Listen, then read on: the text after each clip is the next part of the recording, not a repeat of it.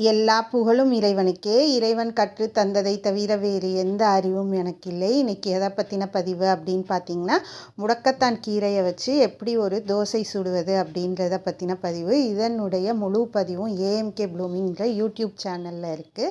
அதை பார்த்து நீங்களும் இந்த தோசையை சுட்டு சுவைத்து மகிழுங்கள்.